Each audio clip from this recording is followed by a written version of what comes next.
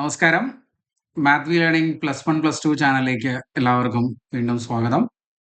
തിങ്കളാഴ്ച നമ്മുടെ +2 മാത്സ് പരീക്ഷയാണ് അല്ലേ?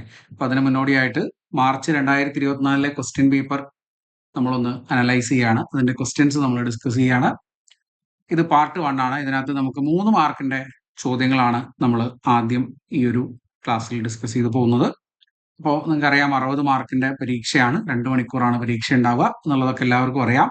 അപ്പോൾ അതിൻ്റെ ക്വസ്റ്റ്യൻസിലേക്ക് നമുക്ക് വരാം. ആദ്യത്തെ 8 ക്വസ്റ്റ്യൻസ് 1 മുതൽ 8 വരെയുള്ള ക്വസ്റ്റ്യൻസിൽ ഏതെങ്കിലും 6 എണ്ണമാണ് നിങ്ങൾ എഴുതേണ്ടത്. അതിൽ എല്ലാത്തിനും 3 മാർക്ക് വെച്ചാണ് ഉണ്ടാവുക. ഓരോ ക്വസ്റ്റ്യനിലും സബ് ക്വസ്റ്റ്യൻസ് ഉണ്ടാവും. ഓക്കെ, എല്ലാവർക്കും അറിയാവുന്ന കാര്യം. അപ്പോൾ നമുക്ക് നോക്കി നോക്കാം ഓരോ ക്വസ്റ്റ്യൻസ് ആയിട്ട്. ഒന്നാമത്തെ ചോദ്യത്തിൽ പറയുന്നത് let R be the relation on a set 1, 2, 3, 4, 5, 6 defined by R equal to set of all xy such that y equal to 2x minus 1. ഇതാണ് റിലേഷൻ. നമ്മളോട് ചോദിച്ചിട്ടുള്ള ആദ്യത്തെ ചോദ്യം write R in roster form, find its domain and range. ആറിനെ roster ഫോമിൽ എഴുതി അതിന്റെ ഡൊമൈനും റേഞ്ചും കണ്ടുപിടിക്കുക. ആൻഡ് ആർ ഒരു ഇക്വലൻസ് റിലേഷൻ ആണോ എന്ന് ചെക്ക് ചെയ്യുക ജസ്റ്റിഫൈ ദ ആൻസർ എന്നും പറയുന്നുണ്ട്. അപ്പൊ നമുക്ക് ആ റിലേഷൻ എന്താണെന്ന് എഴുതി നോക്കാം. എ എന്ന് പറയുന്ന സെറ്റ് നമുക്ക് തന്നിട്ടുള്ളത് 1, 2, 3, 4, 5, 6. ഈ എയിൽ ഡിഫൈൻ ചെയ്തിട്ടുള്ള റിലേഷൻ ആണ് ആർ. അപ്പൊ ആർ എന്ന് പറഞ്ഞാൽ എ ടു എ റിലേഷൻ ആയിരിക്കും. ഓക്കെ, അപ്പൊ അതിലെ ഡൊമൈനും റേഞ്ചിലേക്ക് എലമെന്റ്സ് അല്ലെങ്കിൽ ഫസ്റ്റ് എലമെന്റും സെക്കൻഡ് എലമെന്റും ഓർഡർ പേരിലെ ഫസ്റ്റ് എലമെന്റും സെക്കൻഡ് എലമെന്റും എക്സും വൈ ഒക്കെ എവിടെ നിന്ന് വേണം? ആറിൽ നിന്ന് തന്നെ വേണം. നമുക്ക് തന്നിട്ടുള്ള ഡെഫിനിഷൻ നോക്കൂ. y equal to 2x minus 1. എക്സിന് വാല്യൂസ് കൊടുത്തു നോക്കുക. എക്സ് ഈക്വൽ ടു 1 കൊടുത്താൽ y ഈക്വൽ ടു 2 മൈനസ് 1 1 എന്ന് വരും. എക്സ് ഈക്വൽ ടു 2 കൊടുത്താൽ y equal to 2 into 2 4 minus 1 is 3 എന്ന് വരും. എക്സ് ഈക്വൽ ടു 3 കൊടുത്താൽ 2 ഇൻറ്റു 3 6 6 മൈനസ് 1 ഇസ് 5 എന്ന് വരും. ഇനി എക്സ് ഈക്വൽ ടു 4 കൊടുത്താൽ എന്താ സംഭവിക്കുക? 2 ഇൻറ്റു 4 8 8 മൈനസ് 1 7 എന്ന് വരും. y ഈക്വൽ ടു 7 എന്നാണ് കിട്ടുക. But it does not belongs to A. അതുകൊണ്ട് ഇതുവരെയുള്ള വാല്യൂസേ നമുക്ക് ആ റിലേഷനിൽ ഉൾപ്പെടുത്താനായിട്ട് പറ്റുള്ളൂ. ആറിന്റെ റോസ്റ്റർ ഫോം നമ്മൾ ഇങ്ങനെയാണ് എഴുതുന്നത്. 1 1 2 3 ആൻഡ് 3 5. ഓക്കെ, ആറിനെ നമുക്ക് ഇങ്ങനെയാണ് എഴുതാൻ പറ്റും. ക്ലിയർ അല്ലേ? കൺഫ്യൂഷൻ ഇല്ലല്ലോ. ഇനി ഇതിന്റെ ഡൊമൈനും റേഞ്ചും. ഡൊമൈൻ എന്ന് പറഞ്ഞാൽ ഇതിലെ ഫസ്റ്റ് എലമെന്റുകളുടെ കളക്ഷൻ ആണ് അല്ലെ? ഫസ്റ്റ് എലമെന്റുകളുടെ കളക്ഷൻ ഓർഡേഡ് പേരിലെ 1 2 3. ആൻഡ് റേഞ്ച് എന്ന് പറഞ്ഞാൽ ഈ ഓർഡേഡ് പേരുകളിലെ സെക്കൻഡ് എലമെന്റുകളുടെ കളക്ഷൻ. സെക്കൻഡ് എലമെന്റുകൾ 1 3 5. ഡൊമൈനും റേഞ്ചും ആയിട്ടുണ്ട്. ഇനി ഇതിന്റെ രണ്ടാമത്തെ ചോദ്യം ഇതൊരു ഇക്വലൻസ് റിലേഷൻ ആണോ എന്നുള്ളതായിരുന്നു. ഇക്വലൻസ് റിലേഷൻ ആണോ ഇത്? അല്ല. R is not an equivalence relation. Not an equivalence relation. എന്തുകൊണ്ടാണ് ഇക്വാലൻസ് റിലേഷൻ? എന്തുകൊണ്ടാണ് ഇക്വാലൻസ് റിലേഷൻ ആവാത്തത്? ഇക്വാലൻസ് റിലേഷൻ ആവണമെന്നുണ്ടെങ്കിൽ എയിലാണ് റിലേഷൻ ഡിഫൈൻ ചെയ്തിട്ടുണ്ടെങ്കിൽ എയിലുള്ള എല്ലാ എലമെന്റ്സിന്റെയും ഐഡന്റിക്കൽ പെയറുകൾ വേണം. 1 1 വേണം, 2 2 വേണം, 3 3 വേണം, 4 4 വേണം, 5 5 വേണം, 6 6 വേണം. അതൊന്നും എവിടെ ഇല്ല, ആറിലില്ല. R is not reflexive. R reflexive അല്ല, സിമെട്രിക് അല്ല അല്ലേ? അപ്പൊ അതുകൊണ്ട് നമുക്ക് ഇത് ഇക്വലൻസ് റിലേഷൻ അല്ല എന്ന് പറയും. ആർ ഇസ് നോട്ട് റിഫ്ലെക്സീവ് കേട്ടോ. R is not reflexive. Okay, അതുകൊണ്ട് ഇക്വലൻസ് റിലേഷൻ ഏതെങ്കിലും ഒന്ന് വയലേറ്റ് ചെയ്താൽ മതി, ഇക്വലൻസ് റിലേഷൻ ആവില്ല. അപ്പൊ ഇതാണ് ഒന്നാമത്തെ ചോദ്യം. 3 മാർക്കിന്റെ വളരെ സിമ്പിൾ ആയിട്ട് ആൻസർ ചെയ്യാൻ പറ്റുന്ന ചോദ്യമാണ്. രണ്ടാമത്തെ ചോദ്യം മെട്രിക്സിൽ നിന്നുള്ള ചോദ്യമാണ്. എ എന്ന് പറഞ്ഞ മെട്രിക്സ് തന്നിട്ടുണ്ട്. 3 1 മൈനസ് 1 2. Show that A square minus 5a plus 7i equal to 0 എന്ന് കണ്ടുപിടിക്കുക, അല്ലെങ്കിൽ അത് പ്രൂവ് ചെയ്യുക എന്നാണ് പറഞ്ഞിട്ടുള്ളത്. അപ്പൊ എ സ്ക്വയർ കണ്ടുപിടിച്ചോളൂ. എ സ്ക്വയർ എന്ന് പറഞ്ഞാൽ എ ഇൻറ്റു എ ആണ് അല്ലെ? അപ്പൊ 3 1 മൈനസ് 1 2 ഇൻറ്റു 3 1 മൈനസ് 1 2 മൾട്ടിപ്ലൈ ചെയ്യുക. 7 ടൈപ്പ് ആണ് മൾട്ടിപ്ലിക്കേഷൻ. 9 മൈനസ് 1 ഇസ് 8 അല്ലെ? പിന്നെ 3 പ്ലസ് 2 5 മൈനസ് 3 മൈനസ് 2 മൈനസ് 5. പിന്നെ മൈനസ് 1 പ്ലസ് 4 ഇസ് 3. ഇതാണ് എ സ്ക്വയർ. ഇനി 5a എന്ന് പറയുന്നത് എയുടെ കൂടെ 5 മൾട്ടിപ്ലൈ ചെയ്യുക. 15 5 മൈനസ് 5 10. ആൻഡ് 7a എന്ന് പറയുന്നത് 7i എന്ന് പറയുന്നത് 7 ഐഡന്റിറ്റി മെട്രിക്സിന്റെ കൂടെ 7 മൾട്ടിപ്ലൈ ചെയ്യുക. ദാറ്റ് ഈസ് 7 0 0 7 അല്ലേ? ഇനി ഇതെല്ലാം കൂടെ മൈനസ് ചെയ്യുക, അല്ലെങ്കിൽ A square minus 5a plus 7i എന്താണെന്ന് കണ്ടുപിടിക്കുക. 7i 3 മെട്രിക്സുകളാണ് എഴുതാനുള്ളത്. 1 8 5 മൈനസ് 5 3 മൈനസ് 5a എന്ന് പറയുമ്പോൾ 15 5 മൈനസ് 5 10. 7i എന്ന് പറയുമ്പോൾ 7 0 0 7 അല്ലെ? ഇത് രണ്ടും കൂടെ ആഡ് ചെയ്ത് കഴിഞ്ഞാൽ നമുക്ക് കിട്ടുക മൈനസ് 7 5 മൈനസ് 5 0 മൈനസ് 0 ഇത് 0 എന്ന് വരും. പിന്നെ അഗെയിൻ മൈനസ് 7. പിന്നെ അതിന്റെ കൂടെ നമുക്ക് ഈ 7007 കൂടെ ആഡ് ചെയ്യണം. 7007 വിച്ച് ഇസ് 0000 എന്ന് വരും അല്ലെ. എന്തായി കിട്ടി? 0 എന്ന് കിട്ടി. അപ്പൊ അത് പ്രൂവ് ചെയ്തു അല്ലെ. 3 മാർക്കിന്റെ ചോദ്യമാണിത്. അടുത്തത് മൂന്നാമത്തെ ചോദ്യം നോക്കൂ. Check the continuity of the function F of X equal to 2x + 3 at X equal to 1. ഇത് സ്പ്ലിറ്റ് ഒന്നും ഇല്ലാത്ത ഒരു പോളിനോമിയൽ ഫംഗ്ഷൻ ആണ്. Every polynomial function is continuous അല്ലെ. അതുകൊണ്ട് എഫ് ഓഫ് എക്സ് എന്താന്ന് പറയാം നമുക്ക്?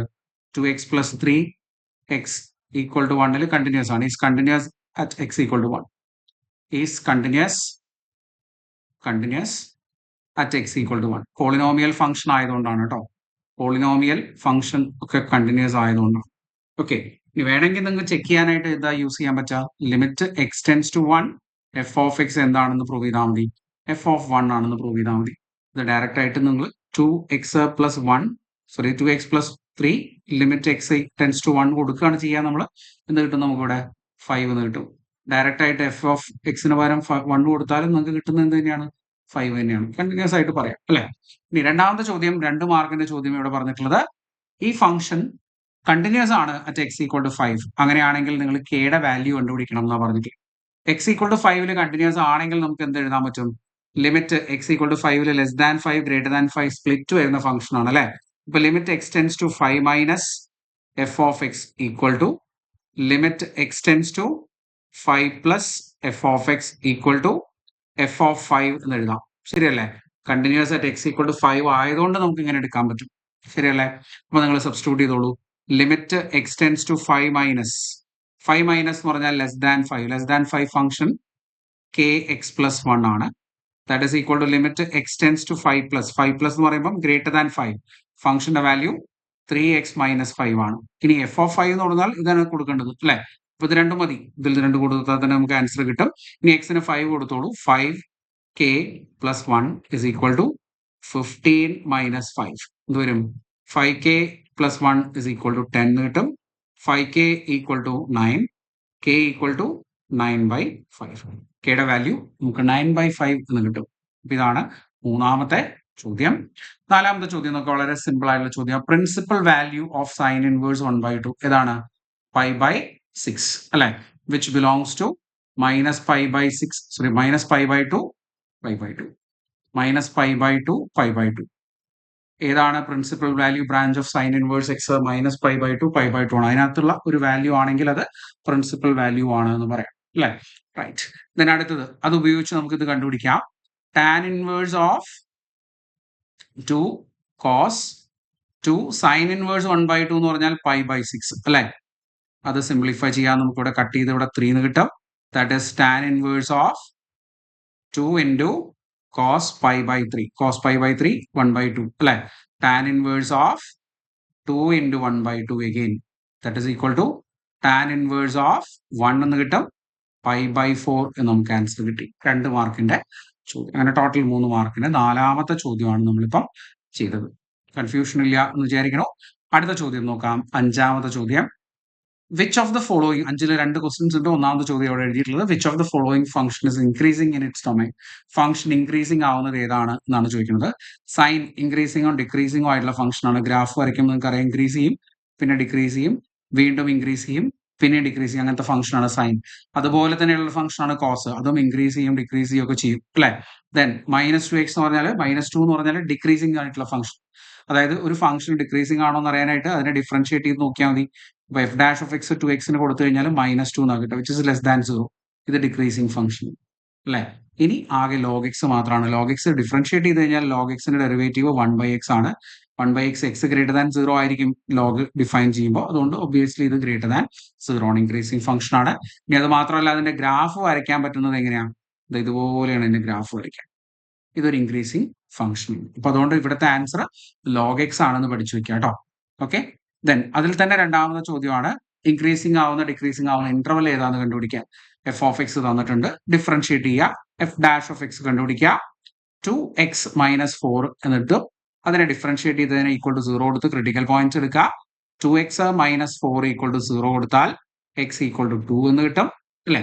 അപ്പോൾ നമ്മളൊരു ലൈൻ ഇങ്ങനെ വരയ്ക്കും. -∞ ടു ഇൻഫിനിറ്റി, നടുക്ക് 2 മാർക്ക് ചെയ്യും. ഇവിടെ ഒരു 0 എന്ന് പറഞ്ഞ വാല്യൂ ഉണ്ട് അല്ലെ. അപ്പൊ അതിന് കറസ്പോണ്ട് ഈ ഒരു ഇന്റർവെലിനകത്തുള്ള വാല്യൂ ആണോ ഇൻക്രീസിങ് ഡിക്രീസിങ് ആവുന്നത് ഇവിടെയാണോ നോക്കാനായിട്ട് എഫ് ഡാഷ് ഓഫ് സീറോ ഇതിനകത്തുള്ള വാല്യൂ എഫ് ഡാഷിൽ സബ്സ്റ്റിറ്റ്യൂട്ട് ചെയ്തു -4 കിട്ടി ലെസ് ദാൻ സീറോ ആകുമ്പോൾ ഡിക്രീസിങ് ആ ഫംഗ്ഷൻ. ഒബിയസ്ലി അടുത്തത് ഇൻക്രീസിങ് ആയിരിക്കും. നമുക്ക് ചെക്ക് ചെയ്ത് നോക്കാം. എഫ് ഡാഷ് ഓഫ് 3 കൊടുത്തോളൂ. 3 കൊടുത്തു കഴിഞ്ഞാൽ നമുക്ക് കിട്ടുക 6 - 4 that is equal to 2 which is greater than 0. അപ്പൊ ഇത് ഇൻക്രീസിങ്. അപ്പോൾ ഇൻക്രീസിങ് ഇൻ അങ്ങനെ എഴുതി വെക്കാം. Increasing in to infinity and decreasing in minus infinity. Okay, അതാണ് 5ാമത്തെ ചോദ്യത്തിലെ 2ാമത്തെ ക്വസ്റ്റ്യൻ, 2 മാർക്കിന്റെ. ഓക്കെ, 6ാമത്തെ ചോദ്യം നോക്കൂ. വെക്ടേഴ്സിൽ നിന്നുള്ള ചോദ്യമാണ്. ഇപ്പോൾ നമുക്ക് angle between 2 vectors A and B ആണ് തീറ്റ. ദെൻ നമുക്ക് തന്നിട്ടുണ്ട് എ ഡോട്ട് ബിയുടെ മോഡുലസും എ ക്രോസ് ബിയുടെ മോഡുലസും സെയിം ആണ്. അങ്ങനെയാണെങ്കിൽ തീറ്റ എന്താണെന്ന് കണ്ടുപിടിക്കാം. എന്താണ് എ ഡോട്ട് ബി എന്നറിയാലോ എല്ലാവർക്കും. അപ്പോൾ മോഡ് എ ഡോട്ട് ബി എന്ന് പറഞ്ഞാൽ അതിവിടെ മോഡ് എ ക്രോസ് ബി ആണെന്ന് തന്നിട്ടുണ്ട് അല്ലേ. അപ്പോൾ നമുക്കിത് എക്സ്പാൻഡ് ചെയ്ത് കഴിഞ്ഞാൽ മോഡ് എ ഡോട്ട് ബി എന്ന് പറഞ്ഞാൽ mod A mod B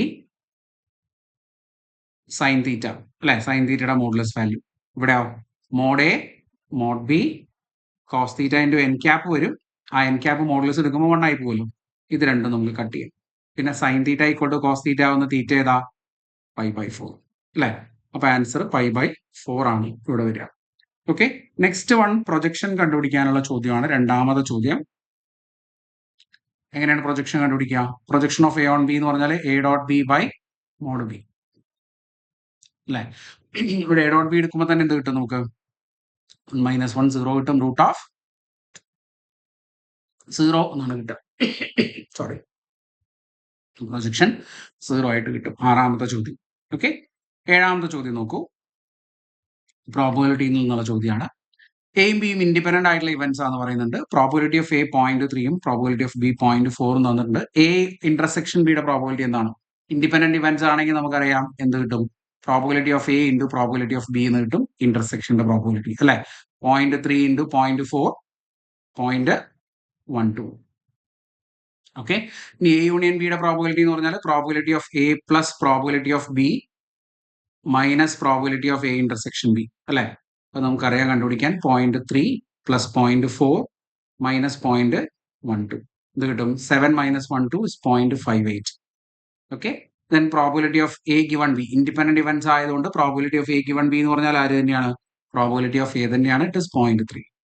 simple ആയിട്ട് നമുക്ക് ആൻസർ പറയാം. 7ാമത്തെ ചോദ്യം. ലാസ്റ്റ് ചോദ്യം 8ാമത്തെ ചോദ്യം നോക്കൂ. ഇന്റഗ്രൽസിൽ നിന്നുള്ള ചോദ്യമാണ്.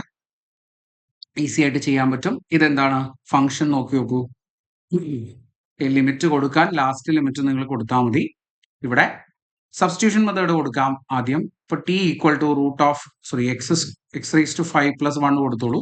ഇപ്പൊ ഡി ടി എന്ത് വരും? 5x⁴ dx എന്ന് വരും. സബ്സ്റ്റിറ്റ്യൂഷൻ കൊടുത്തോളൂ. x ഈക്വൽ ടു -1 ആവുമ്പോൾ t equal to -1 + 1 0. x equal to 1 ആവുമ്പോൾ 1 + 1 ടി ഈക്വൽ ടു 2. ഇപ്പൊ ഇന്റഗ്രേറ്റ് ചെയ്യുന്നത് ഇങ്ങനെയാണ്. Integral 0 to 2 root t dt that is equal to t raised to 3/2 by 3/2 from 0 to 2 അല്ലെ. that is equal to 2/3 2 raised to 3/2 എന്ന് കിട്ടും. 2 raised to 3/2 എന്ന് പറഞ്ഞാൽ 2 ക്യൂബിന്റെ root 8ന്റെ root 2 root 2 അല്ലെ. therefore it is 4 root 2/3 എന്ന് വരും.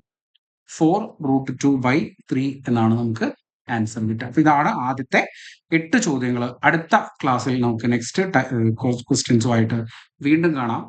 അതുവരെ താങ്ക് യു, ബൈ ബൈ.